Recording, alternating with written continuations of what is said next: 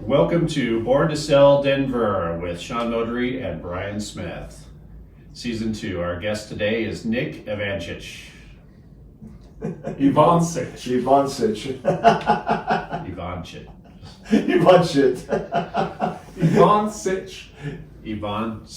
Evancich. Why don't you do the open, like for once? Because it would confuse me.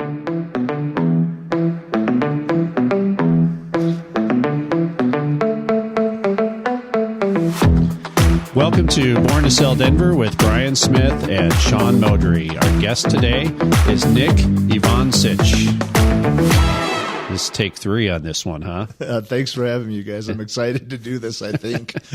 we gotta apologize to the listeners now because it's been 10 minutes of us just trying to get this intake going. Well, it's my fault because I said we never make a mistake, and so we don't edit anything, and then next thing you know, well, anyway. Yeah, so as you're going to listen to this, it's going to be like clip, clip, clip. We're going to just edit everything out.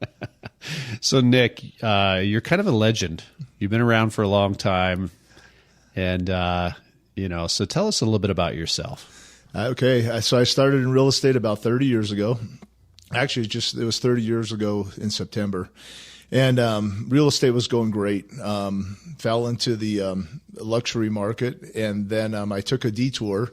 Started up a little passive income. It was a law firm collection agency, and it was supposed to be just a small passive income, and then all of a sudden it turned into a monster. About 125 employees, a couple of attorneys, a few paralegals, and that was going real well. And they asked me to step out of real estate because at that time we were running one of the top agencies in the nation, and they said, if we want to see what you do when you got 100% focus on collections and get out of real estate. So I didn't get out of real estate 100%. I kind of dealt real estate on the side quietly.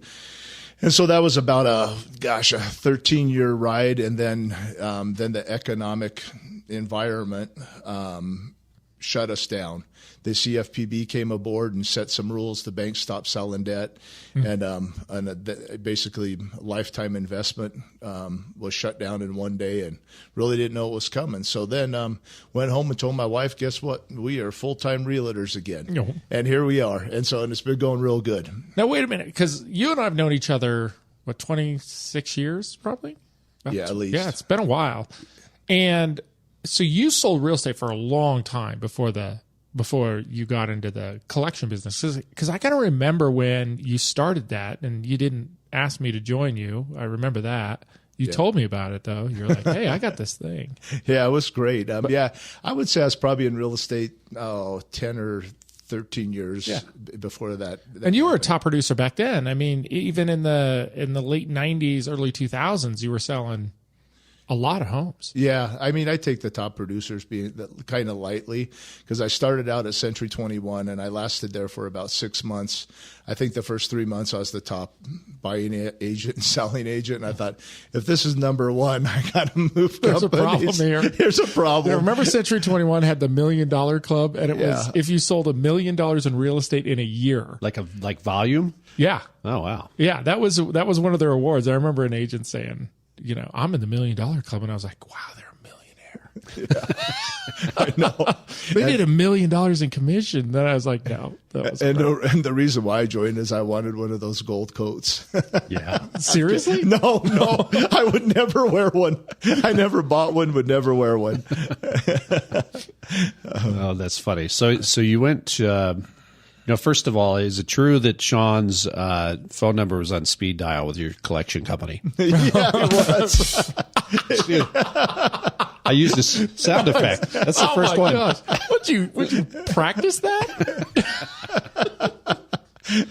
Yeah, he was on speed dial with us. Oh, that's great. So you started out. What year was that when you started real estate? Oh, real estate was 1993. 1993, and so you've kind of seen some ups and downs, huh? I've been through them all. Yeah. What do you think about this one? Honestly, and this is, I'm not like tooting my own horn, but everything's been pretty predictable. This one's been interesting to sit in and watch everything happening. I mean, who would have thought, with COVID, what would happen there? And, but I think right now, I think everything's predictable as well too. And I think that, we just seen the interest rate drop, but I think soon as it really gets out there, you're going to see it drop 1 or 2% because the election's coming up. You're going to get a couple million people back in the buyer's market, and we're super short on inventory, and you're going to see another 12, 15% appreciation. So people better get on the stick and get a house, or they're going to keep paying more. Yep.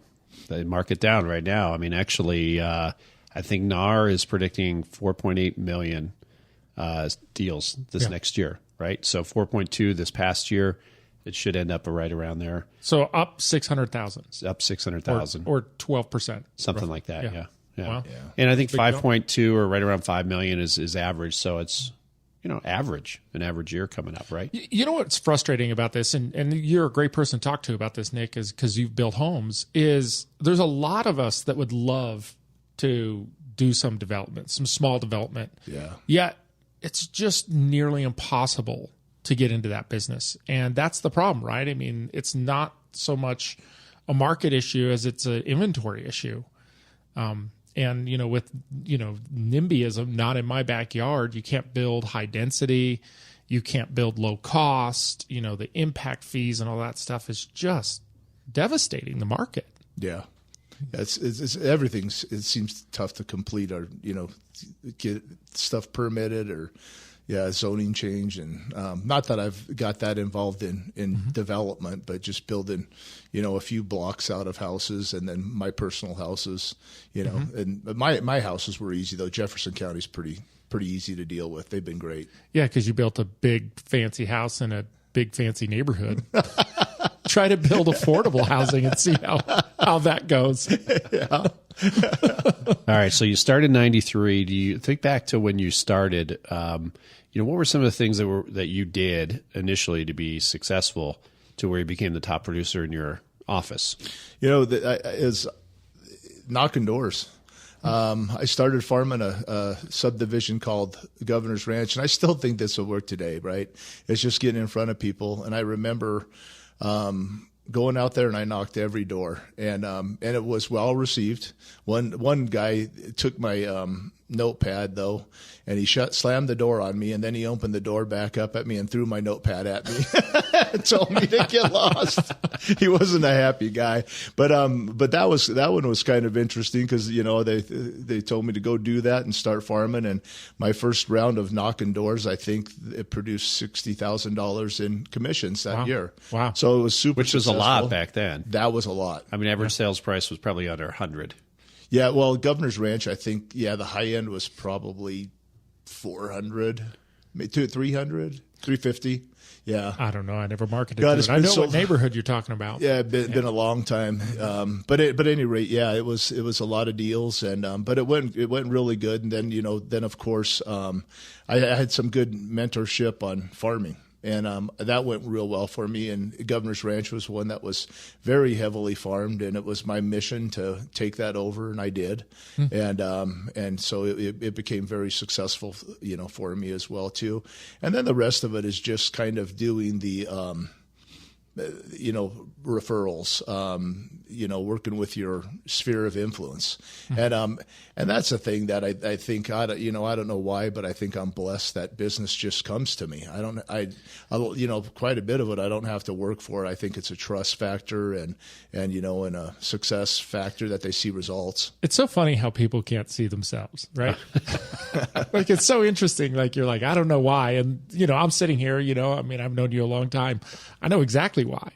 You are the person who I think your brain must just sit there and think, who can I call now? Who can I talk to now? Because you're always engaging, you're talking, you're sending a text, you're, leaving a voicemail, you're just very engaged with people. And, and I think that's what leads to, I don't know why people just think of me. They just refer me all the time. Well, it's because you're staying in relationship with them, right? You're making them feel important. It's fun too, is you kind of get away from all the stuff that you're supposed to do, but then you get back on the train and make some phone calls, and then it to me it's fun. But honest to God, I spend too much time on the line with everybody because we start laughing and talking about 30 years ago and just really having a good time.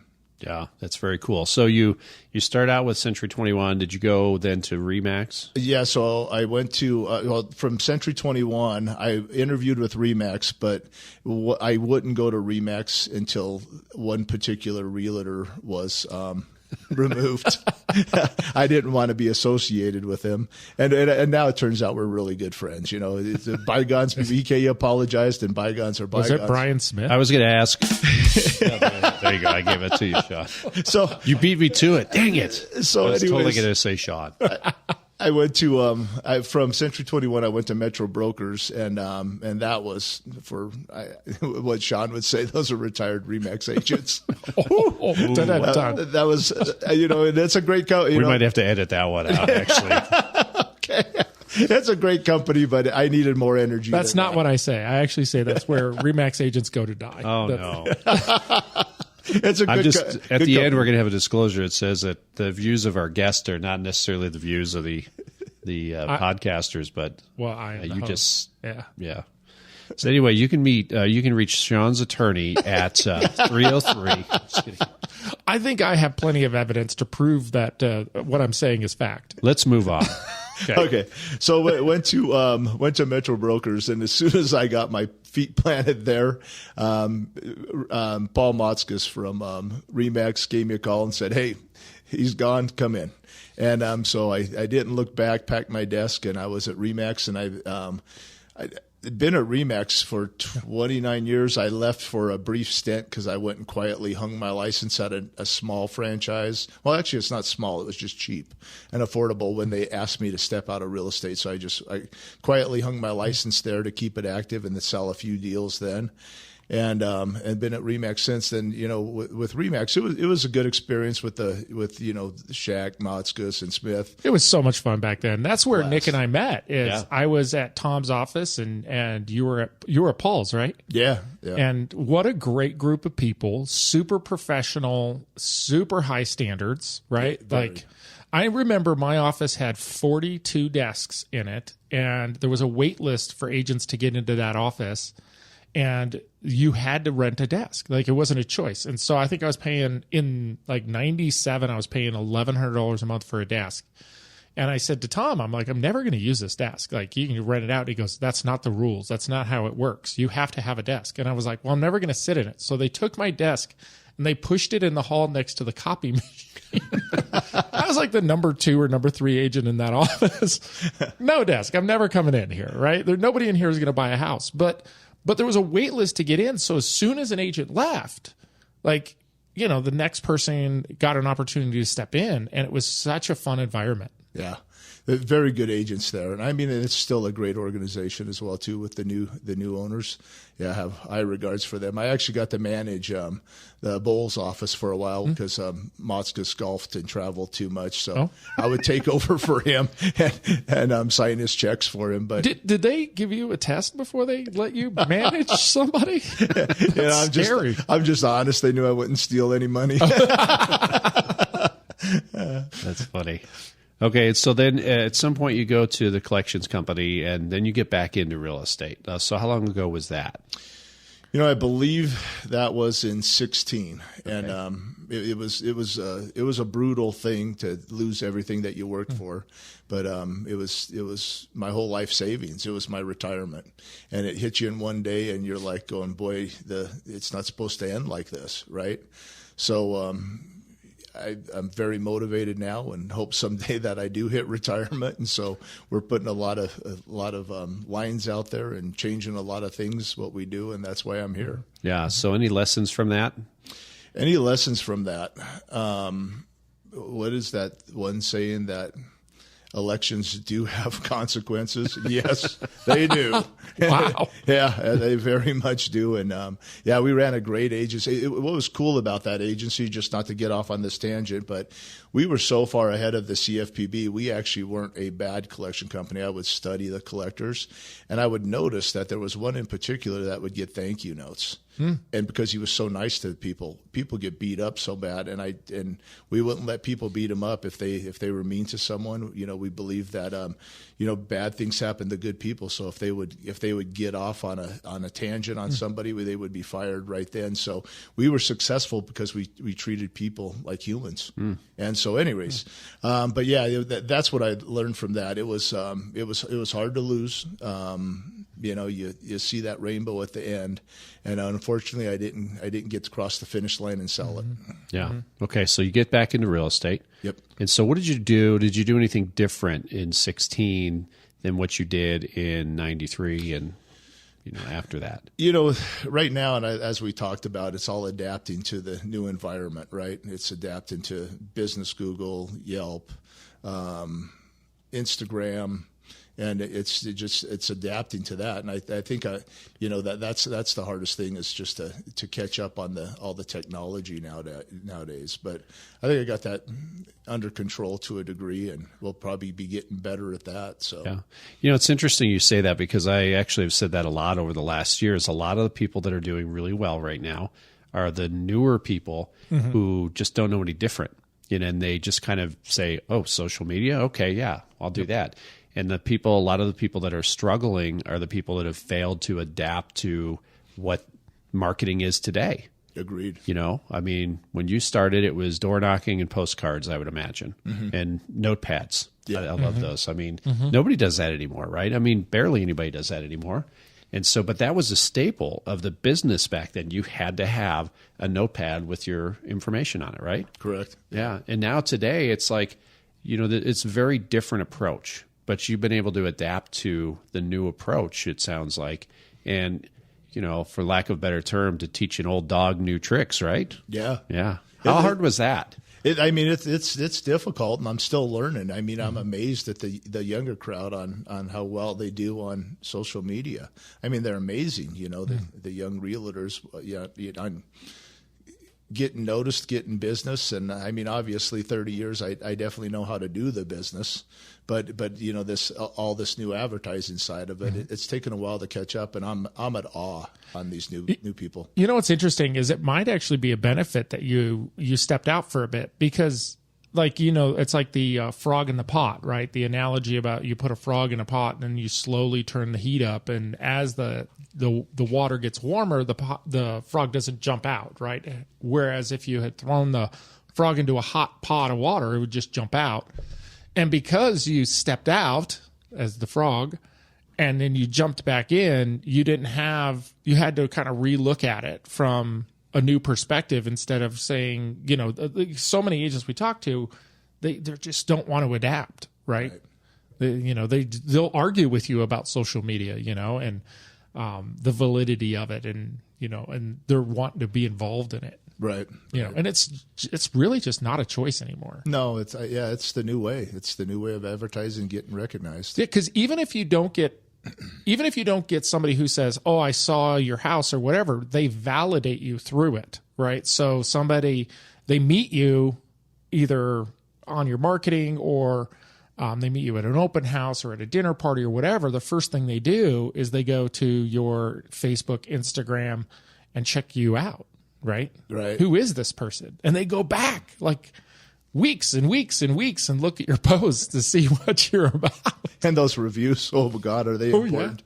Yeah. Every phone call that I get off of something, they're like, "We checked you out." And, and you're the real deal, great reviews and people rant and rave. So they're important, You're talking Google reviews? Google reviews, Yelp reviews, all of that. Yelp right now, that's a different story. It was pretty amazing at a time, but right now I don't think it's all that it used to be. Yeah. So let's talk about the Google review thing, because a lot of people want to get started with that.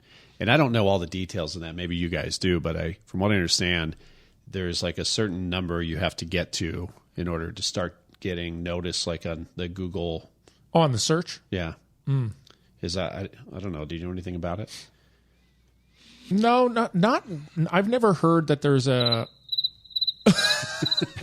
I've never heard that there's a direct equation or to the number of, you're totally throwing me off.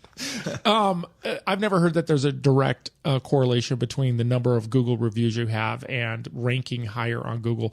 I suppose it could be true. Well, how did you get started in that? I mean, did you go back to past clients and ask for reviews, or what did you do? You know, I'm really bad at asking for the reviews. I love it when, honestly, most of my reviews, they go do it on their own, which is, that's why I don't got 600 like, you know, a lot of these agents. I don't hound them for it, but I just let them go there. And you know, it's interesting the way it works, because the reviews are important, and it's very important that you pay attention, because if they do give you a review, you're supposed to get back to that review in minutes to show that you're paying attention to your business, and so that helps you rank. And then of course it's all, what do you call that?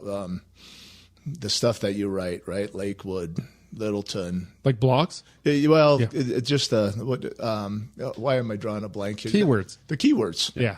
Yeah, so the keywords are super important in that as well too. And I did hire a company, and they're actually pretty affordable. But I hired a company to kind of guide me on that, but I need to catch up. I get busy and fall behind, and so I need to catch up on those posts. Okay. And so 2016, you're back in the business, you're rebuilding your business basically. And then here recently, you came to Keller Williams. Yeah. Yeah. Yeah, that's an interesting story. Can I be honest about that? Yeah, for sure. Please tell. So we can always edit it out later if we don't like it. Mute button. No, gosh, where I was at, the energy was not there as much as I wanted and needed. And actually, I'm 60, and I was one of the younger people there, right? So Sean sent me an invite to go up to the Keller Williams luxury conference, and I thought, heck yeah, I'm going to go up there. It's a free room and food, and I'm just going to go and just, Vail, that was in gorgeous. Vail. I mean, I'm going to go up there and take them for a couple free dinners and just have some fun. So at any rate, I went up there. You wouldn't be the first one. No. Well, and I got to be honest with you, it was awesome. I totally didn't expect what I went up there. I couldn't get enough of it, and I was more impressed with the agents and their success and the willingness to show their secret sauce, right? And I mean, a lot of people will not tell you. I mean, you come and ask me, I'll tell you exactly what I do. But most won't do that. They don't want you to know their secrets to success. And it was wide open. And I literally got back in the car, and I went up there to steal Sean. I don't know if Brian knows that, but I was going to create my own luxury brand, right? But also, too, I don't want to pigeonhole myself just in luxury. It's a, what do we call it? A luxury experience for everyone. That's right. Everyone deserves that. So anyways, I pulled him aside and I showed him the sign that I created and the name that I created, and he was like, wow. And I said, I want you to do this with me. And so Sean, pretty much told me, I'm on a pretty good path, and I've made some bad choices, but I like where I'm at right now. And I said, I understood. Yeah. So the conference, kind of went on, and then he didn't sleep much that night, drew it out on a napkin, and came to me and said, I think I got an idea that may work for you. And I said, well, what's that? And it really took a minute to resonate, because I didn't really understand the whole Keller Williams platform. And, you're saying, let's take your sign and put it on Keller Williams platform. Mm-hmm. And that way, hey, I'm not risking another $3 million. And what's kind of cool is here I created this new luxury sign, and I'm putting it on the globally #1 real estate company, in the world. And so it's like a perfect marriage. So instead of being a little boutique here, that they're going, well, it's just you. Well, now I'm literally global, got global power behind me. Yeah. I think that's important too, right? Because a lot of high wealth individuals, they actually move around a lot, right? I mean, to have 175,000 agents that have relationships, to be able to filter those people to you, I think is an opportunity for you. Yeah. Yeah, and that was really what it came down to. When you came to me and you shared the brand, and I thought, wow, that is really cool. And it didn't hit me right away, but I was thinking about the challenges of building a brokerage from the ground up, right? And, I spent 7 years of my life doing that, and 2 brokerages I built, I guess I didn't start the first one, but I helped grow it. And then the second one I grew from infancy. And to get around the new agent training side of things, is daunting. It's so hard and so labor intensive to do that. And then on the technology side, right, building the technology to support agents, because even if you bring in brand new people and attract new people into the industry, you've got to retain them once they're producing, and they're going to want technology. They're going to want marketing. They're going to want the advancements. And that's where it gets really expensive. So I was thinking about Nick, and I'm like, man, like, don't try to do this on your own. You're going to spend millions. And then it hit me. I'm like, well, let's just do this inside Keller Williams. And because it's a low risk, right, opportunity, it allows you to brand yourself, right? Keller Williams has always been proactive about branding yourself over the brokerage. They've never said it's about the brokerage.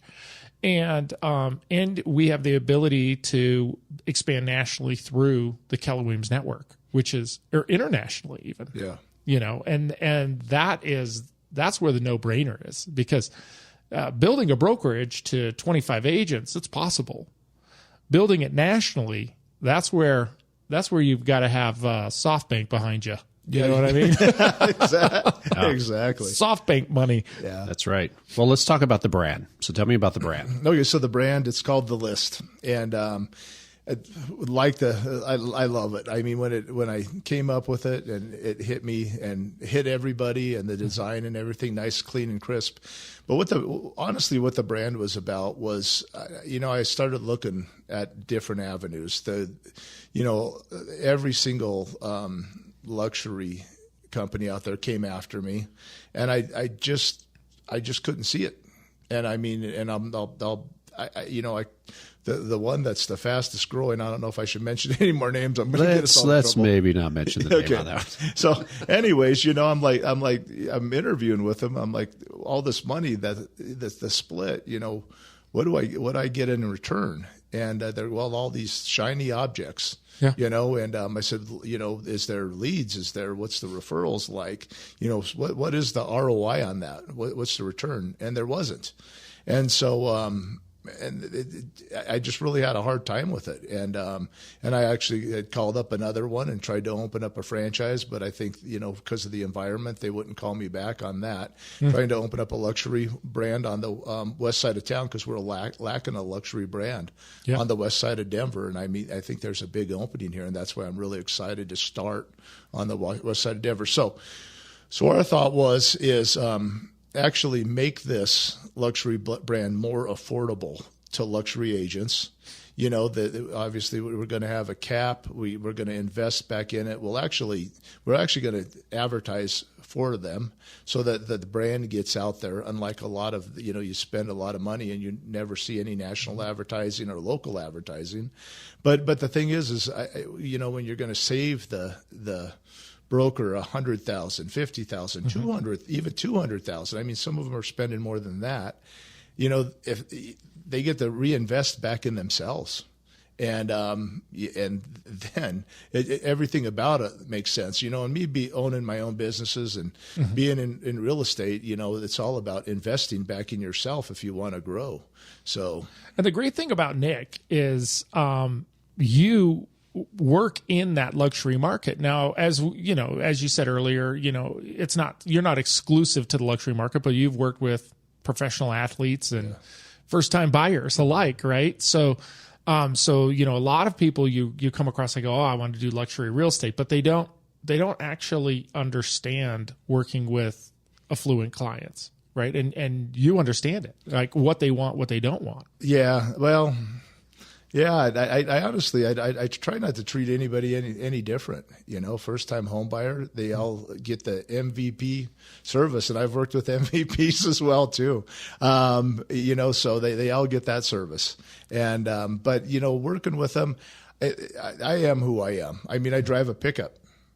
I've had the nice cars, but I choose a pickup. I bet it's a nice one, though. It's a Ford Raptor. I'll admit it's a nice one. Yeah, got to have a nice pickup. He's hauling a lot of lumber in that. Yeah. Oh, so I was going to say I need to pick up some gravel from the landscaper. Can I borrow your truck? It's a road queen. You can't do that. So what does the high end client though expect? Like, what are some of the things that stand out to you that service, communication, service, and that's what I've always been about, is going above and beyond. You'll see me with a paintbrush in my hand. You'll see me fixing a door. The great part about that I think that complements my business is that I've physically built my own houses. And so if there's a need, I can take care of it really quick if we don't have time to bring contractors in. And then if we do bring contractors in, I can make sure that nobody's taken advantage of. So I really watch them, watch their back and make sure that everything's being taken care of and done the right way. Because that's one of the sad things is with some of the people that I deal with in the luxury market, the people tend to see those dollar signs and go crazy. Mm-hmm. And I keep that under control for them, right? And to make sure that they're not taken advantage of. And I think that's a great compliment to my business. Yeah, I think they're used to being taken advantage of, or maybe they don't know. They just don't have the time to do the research, right? I think maybe that's the key is they don't have the time to know whether something is fair or not. Right. So, and we all know contractors work really, really hard. And some of them will charge more for a neighborhood. Absolutely. To do the work, right? Yeah, absolutely. Yeah. So you have some connections, you have some relationships. Yeah. That make sure that these people are taken care of. Yeah. So getting back to the brand then, what are some of the things about the brand that you think are important for people to understand? It's kind of fun. It's also a little creative that we did with it, the list, right? And so it's going to be fun to see all the realtors that make the list. And so that's one of the things that I really want to go back to. Back when I started real estate, it was the experience, right? And you'd get hired if you had experience in the agency that I was in. And nowadays, it's not like that anymore. It's you fog a mirror and you can come to work here. It's a numbers game. So I'm really trying to. I'm really going to try and make this brand more experience and make sure the agents hit a certain quote on the business that they do, so that I know that our brand is well represented. Anyways, but make sure the brand is well represented, and then it's just fun the way that kind of everything hit. You got a list of buyers, you got the list of sellers, you got who's going to make the list, on the company, and then does your house make the list? Yeah. So it's just kind of a creative brand, and it's just clean. Yeah. Yeah, it's interesting because 30 to 40% of all agents are new to the business every year, which is interesting, right? So what you're talking about is making sure that they are experienced, they have experience working with high-end people, having that experience with those clients is important to you.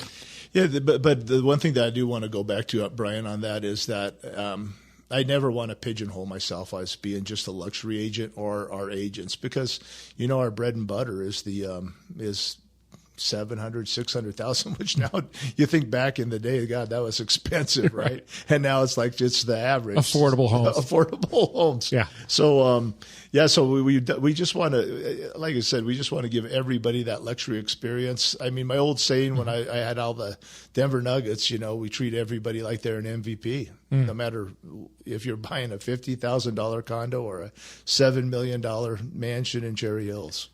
Yeah, very cool. Okay. So with your new company that you have, is there anything specifically that you're going to do for marketing that's going to differentiate what you do, or your company, what you do? That's all still in development, but everything is, everything we're going to try to do is make it easier, but make it better. And that I think that's one of the things that I've always shined at is the marketing. I probably spend too much time on it, as Sean would tell me. Pass it on. Literally, at one point, I sent him a text of a sloth crossing the road, and I said, "Nick seen in the wild." And That's the truth. He's so slow. I'm like, how have you not done this already? I'll do this in 5 minutes. And he's like, you don't understand. I got to tell you too, as a compliment to you guys, I am so particular with my marketing and the flyers and the QR codes that take you to an online magazine.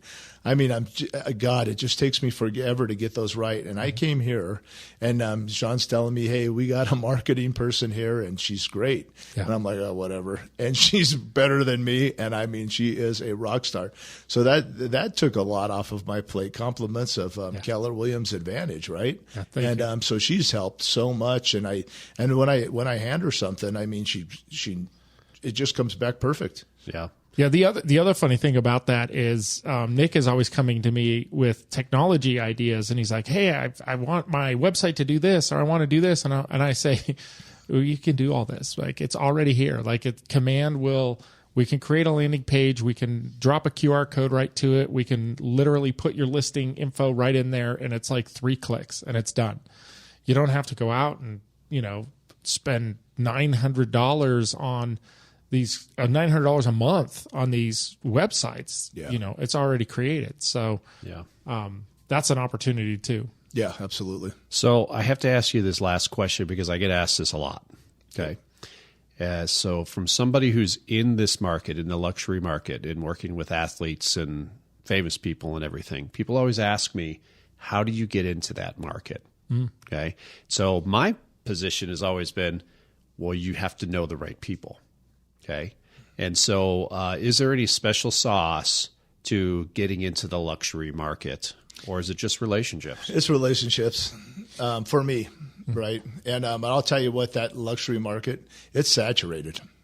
I mean, it's unbelievable, the competition that, out in Cherry Hills and the Preserve, but it's all relationships is what I found, and you do a great job, and one thing leads to another. And that's kind of, I got referred one basketball player, and the next thing I know, I'm got another one, and then another one, and then, then I'm working with people that are building stadiums, and just one thing leads to another, and you did, and also too, that's why I wanted on this podcast to make it clear about the luxury.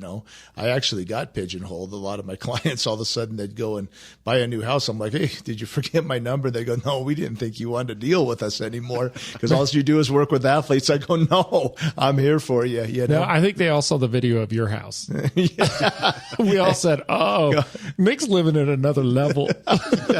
No, hey, remember, it's just because I built it. It's the reason why I live there. You did a great job. I'm a poser. Amazing. Thank you. It's an amazing house. I got to get Brian over there as well, too, this summer. So. I've heard about it, actually. Yeah. I already see us doing some luxury happy hour events there. Like, that would be the house. Yeah, and I think that is it. Since I built it, I've been wanting to hold events there, right?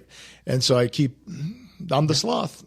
And so I'll help you. Okay. But, I'm trying to get the pool house built. And that was it was going back to the pool house. We didn't build a basement.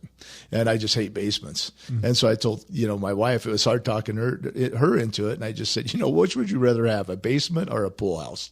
Yeah. And she said, oh, I get it. And so we're just going to build the pool house. And then it'll be more set up for events and entertaining and really thanking. Oh, you're right. It'll be fun. It's embarrassing without a pool house. Right? Yeah, it is. The pool overlooking the golf course. Oh, it's so rough. And the sunsets. Oh, I'm blinding. But I'm blessed. Every morning I wake up and look at those views. I'm like, how did I wind up here? No, it's great, because here's what I love about it is, you didn't come from, pockets full of money, right? No. You're a hardworking person. You've had success. You've taken your lumps. You've got back up again, dusted yourself off, and went back to work, right?